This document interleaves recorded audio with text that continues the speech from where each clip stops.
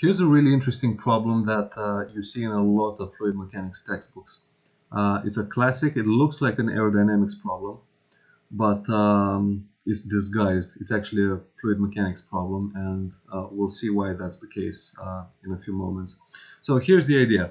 You've got a cylinder. So imagine this is a cylinder, but it doesn't have a circular cross section. It's got this kind of like oval, elliptical shaped cross section, and it's mounted to a ceiling, to some support, let's say. Now, from the left, you've got a free stream of air with velocity u0, with constant velocity u0. So it's the same velocity from top to bottom.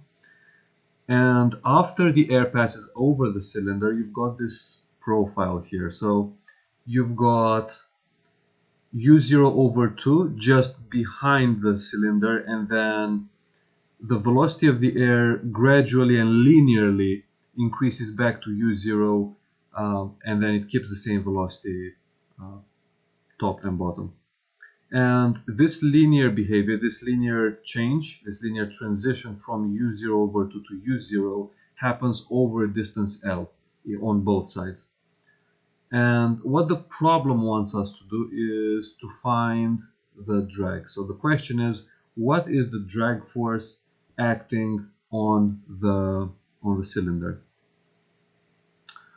So we've got a few clues and a few hints for the solution.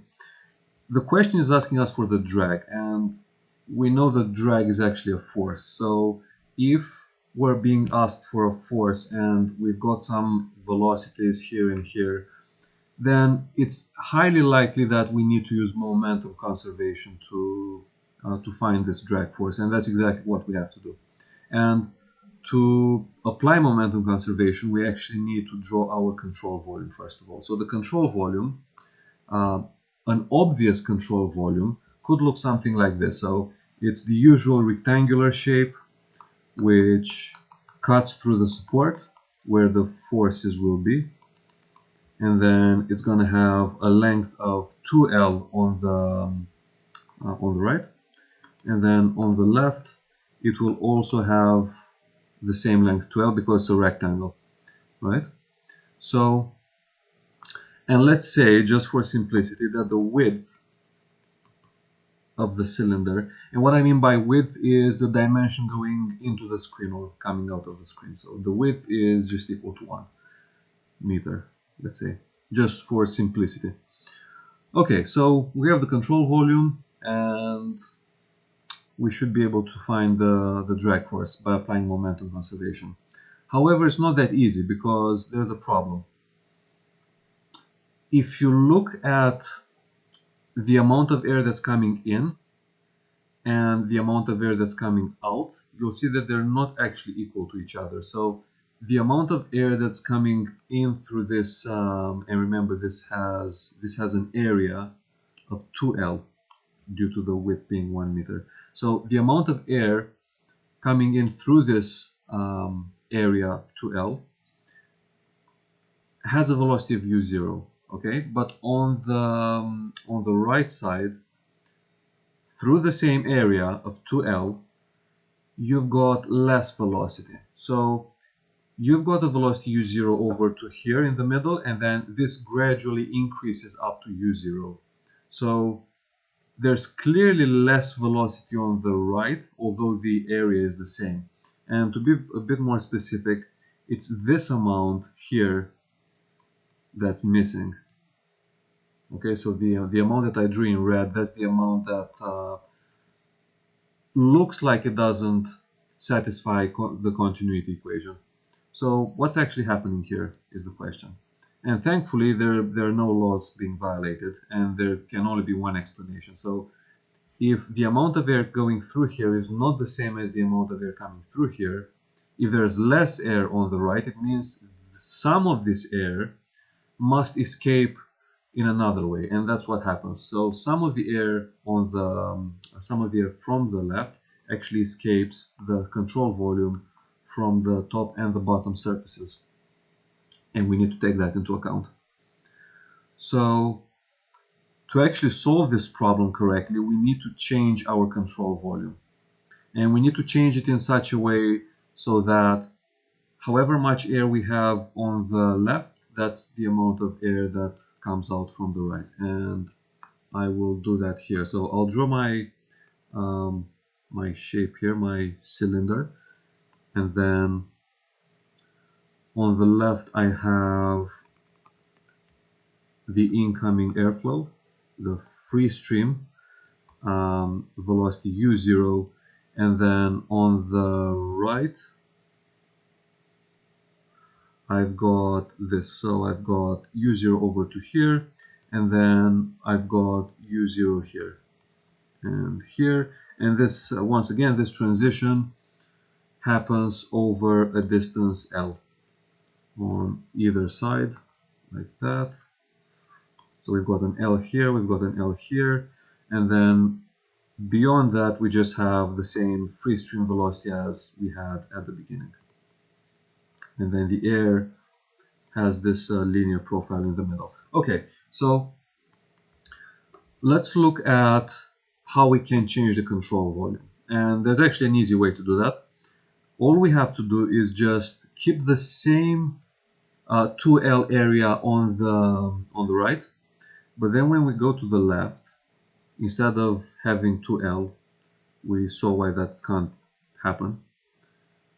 We are going to have a smaller area essentially. So now you can see that the area here is smaller than the area on the right. So on the right we still have 2L. On the left we have, I'll call this area H for now, which we don't know. So we have no idea how much this is. So the first step is we have to find H. We have to find H such that the mass flow rate going in through H has to be equal to the mass flow rate coming out through this 2L area here. So the mass flow rates have to be the same. And we have to find the H which satisfies this condition. And now we have to do two things. We have to find M in and we have to find M out.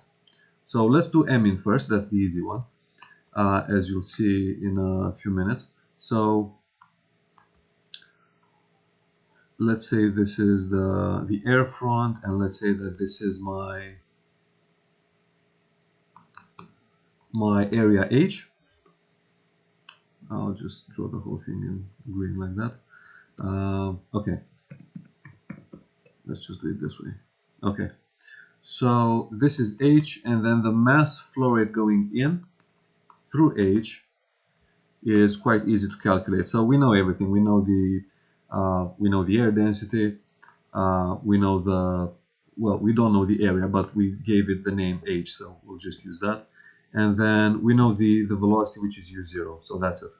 That's the mass flow rate going in through the left side. Okay, and this has to be equal to M out. So now the question is, what is M out? And to find M out is actually a bit tricky, because to find M in, all we had to do is just multiply density with area and velocity. The reason we were able to do this is because the velocity across the area, across this H area, is the same. So u0 doesn't actually change as we move along that vertical direction. But if you look here, if you look on the right again, then across this 2L area, this 2L height, the velocity changes, and it changes. We know how it changes. It changes from, it starts as u0 over 2 in the middle, and then it gradually and linearly increases to u0. Okay, so there are a few things that we have to do now. The first thing is, so after I draw this again, so this is u0 over 2, which goes to u0 on both sides. So I'm going to call this point O, or actually 0 is probably a bit better. And I'm looking at what happens at a certain distance y, okay? And at a certain distance y, we've got this velocity here, which is going to be u of y. So u as a function of y, to be more specific. And what I can write now is the following. U of y is equal to ay plus b. So this makes sense because u varies linearly. So we can say that u is a linear function of y. We don't know what a and b are yet, but we can find them because we can get two equations that will help us find a and b. So to find a and b, first of all, let's look at what happens when y is 0. So when y is 0, we're technically on point O, and on point O the velocity is u0 over 2, like this. So this is going to be equal to a times the y, which is 0, so I'm not going to write this, plus b, so just b. So we just found that b is equal to u0 over 2. So we found b, and now we just have to find a.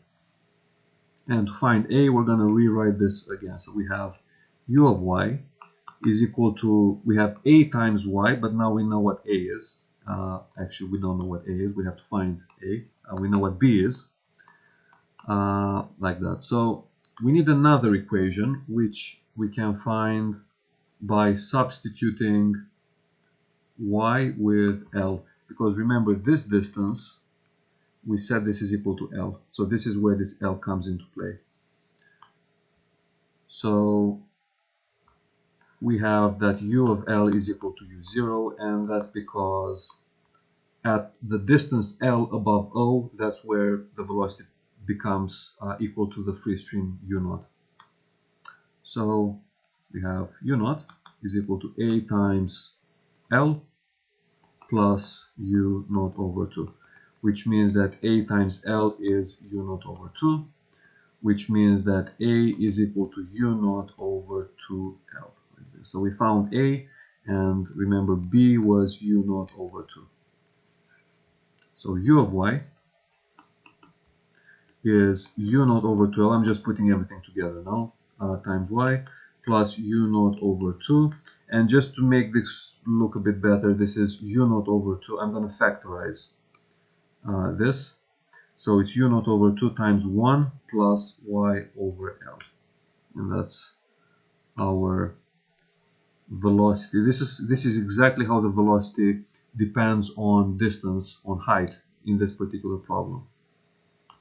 So now that we have this, it's time to start calculating that mass flow rate out term. And let's actually do this here. So this is point O. We've got u0 over 2. I'll make this a bit bigger so it's easier to understand what's happening here. Now, we know we cannot apply this straight away, as it is at least. So here's what we should do for those kinds of questions. I'm going to look at a certain height y above my O. And at a certain height y, I'm going to have an area which I call, so the size of this area is going to be dy, where dy is really, really small. It's infinitely small, to be more specific. And here we have a velocity u of y, which we just found on the previous page, right? It's this one here. So let me just rewrite that again. We had u of y is equal to, we had u0 over 2 times 1 plus y over L. So here's how you can think about this. Although the velocity is varying through this length L, so L was from here to here. So although you've got this linear variation of velocity, because this area dy that I picked is so small, we can actually consider that at the limit, when this is infinitely small, the velocity does not actually vary across this dy. So what I mean by that is we can find the mass flow rate through this tiny area here that I call dy. And the mass flow rate through that is rho times the area itself, which is dy, times the velocity at that position. And we know what the velocity is uy, so it's u0 over 2, 1 plus y over L, like this. So remember, this is the mass flow rate through this small area. But what we actually have to find is we need to find the mass flow rate for this whole section, which is 2L in length. Okay, and to do that we need to integrate dm dot, and that's exactly what I'll do. So I have that m dot, which is what I'm trying to find, m dot out rather, is equal to the integral of dm dot, which is the integral of, and I'm just going to copy paste dm dot, so it's rho u0 over 2 1 plus y over L dy, and then we've got the y varying from 0 to L, so those would be my limits of integration. So I have this going from 0 to L, and keep in mind that exactly the same thing is happening if you go downwards. Okay, so the problem is mirrored essentially. So what I'll do to take this into account, I'll put a 2 in front of my integral. So this 2 takes into account both sections and will allow me to find the mass flow rate for this whole area here, which remember is 2L. So all we have to do now is just solve this integral, which is actually quite an easy integral. So I can take out a couple of constants like this, and then what I'm left with is the integral from 0 to L of 1 plus y over L dy, and then I can cancel out the 2's, and I will have rho times u0, and then this will be integral from 0 to L of, I'll put some brackets here, so this is going to be integral of dy plus integral from 0 to L of y over L dy, like this. And those are both very easy to find because this is just the integral of dy, which is y. So let me just go to the next page where I have that m out is rho times u0, and then this is going to be y from 0 to L plus this is y dy over L. So if I do that integral, it should be y squared over 2L from 0 to L, like that. So that is rho, let's go to here, so this is going to be rho u0 L. So this one is just L, and this one is 1 over 2L times L squared. And we've got this L cancelling out with this L, and this is rho u0 L plus L over 2, which gives us that the mass flow rate out is equal to rho times u0 times 3L over 2. And that's it. That's how much mass is coming out from this side. So from this side here, it's probably a bit more clear. Yeah, this is the mass flow rate out. We know what the mass flow rate in is.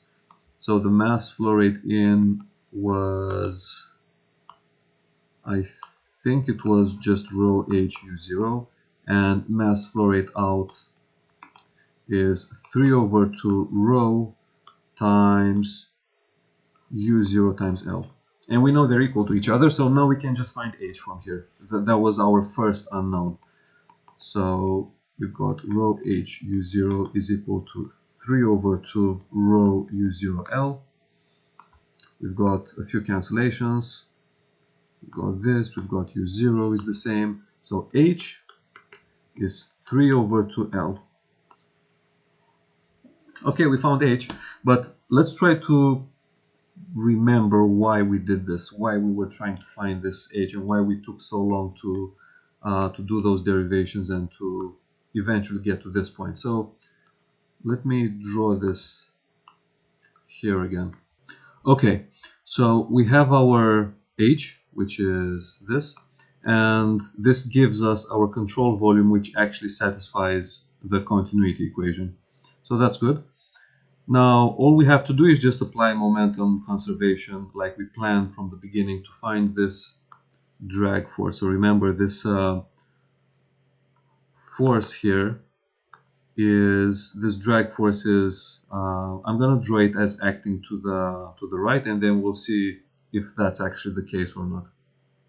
So this force is acting at the control surface, so where the control surface is cutting the support, and we have to find it. So we can write this. The momentum equation was that, so the force acting in the x direction is equal to the momentum out in the x direction, the momentum flow rate out in the x direction minus the momentum flow rate in the x direction.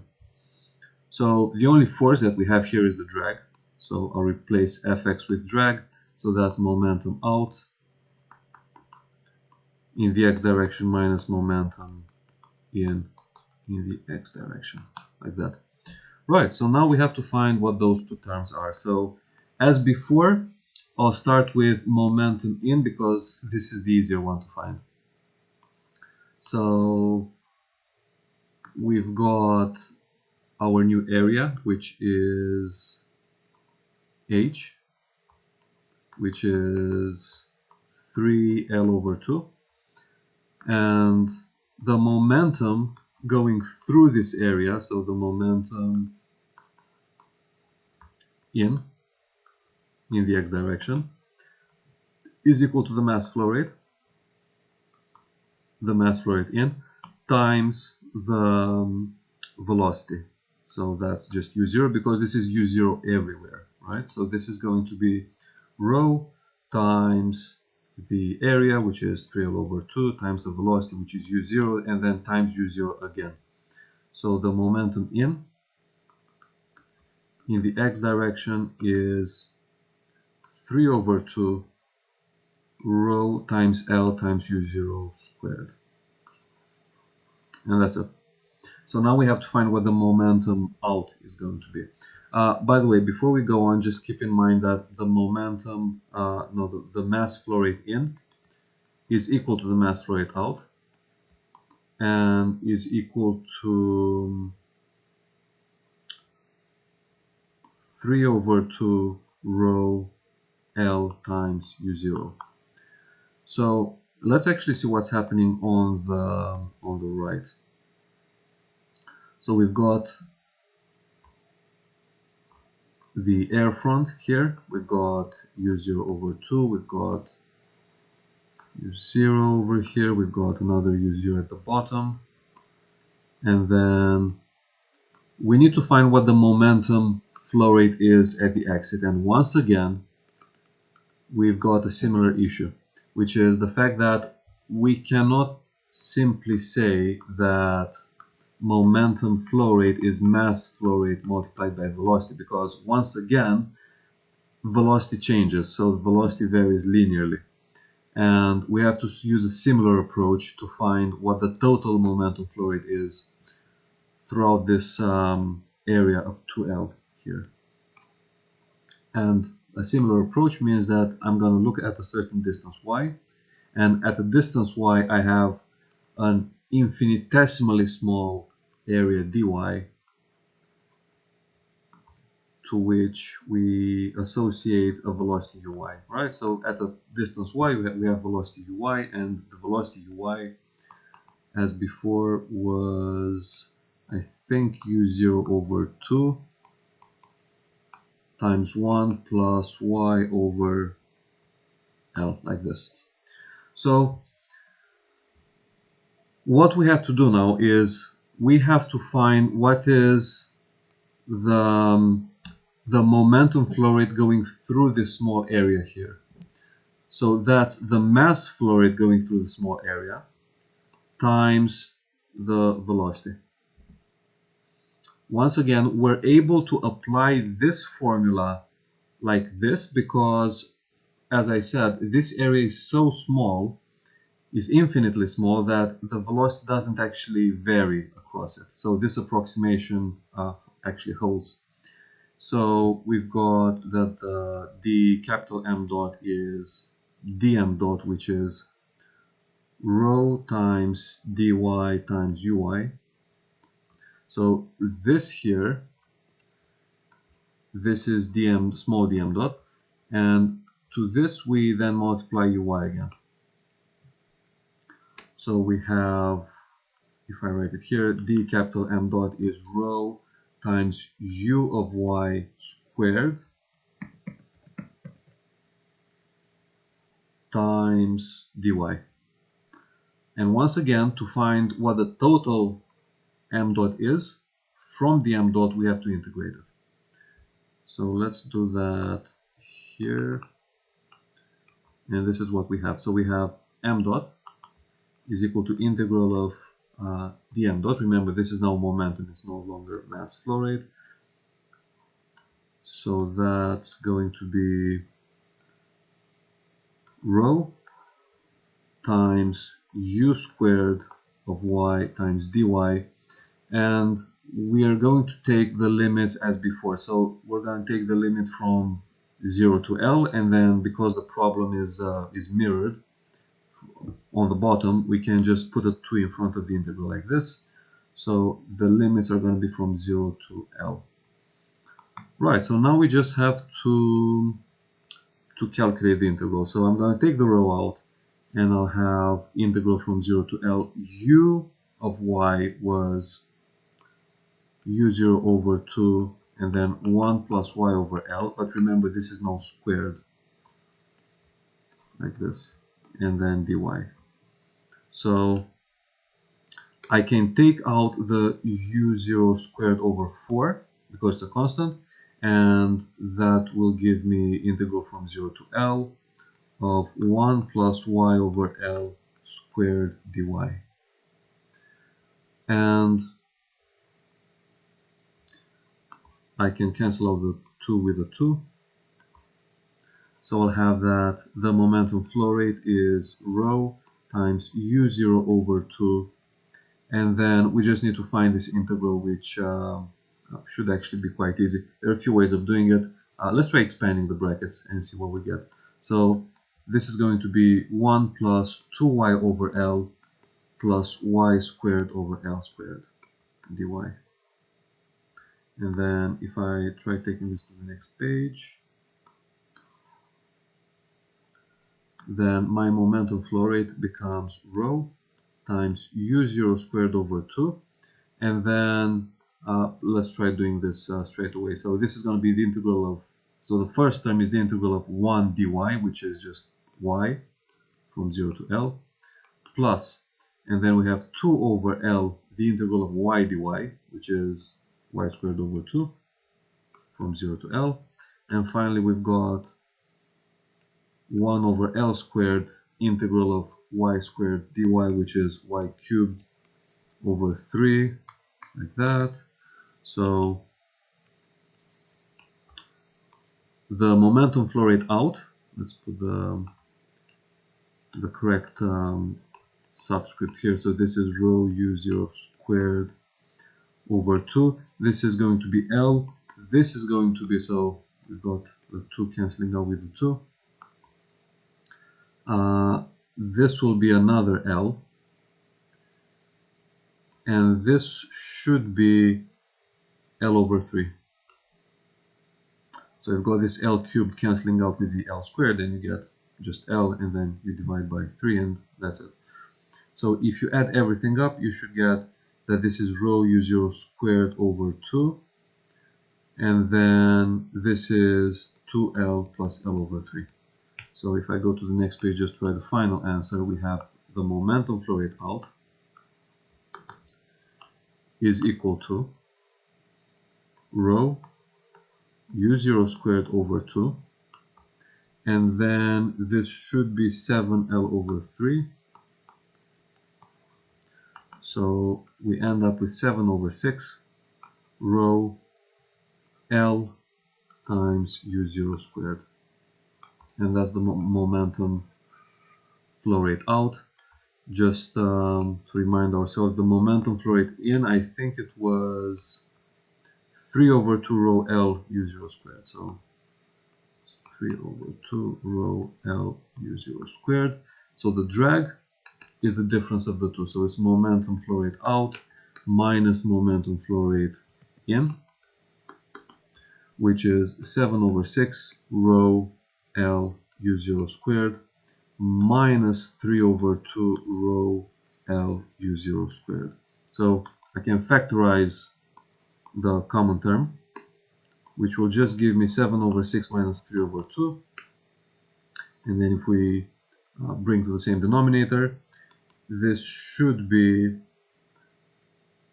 minus 1 over 6, minus 1 over 3 actually, rho L u0 squared. So we have negative, we've got this force as being negative, right? So we need to think what that means. So it's simply telling us that drag is going to be acting to the left. That's it. Which makes sense if you think about it, because this force here should be acting on the control volume. In other words, it should be acting on the air. And the force acting on the air is actually going to the left because it's slowing the air down. As you can see here, the air has a certain velocity u0, and then here the velocity, you see it's got this profile here which shows that the air is slowed down, which means that there was a force that pushed it to the left, and that force gave it this this velocity profile, and that force we found here. Therefore, the force acting on the object has the same value, but it's positive. So that is a third rho L u0 squared. And that's the drag force, and that's the problem.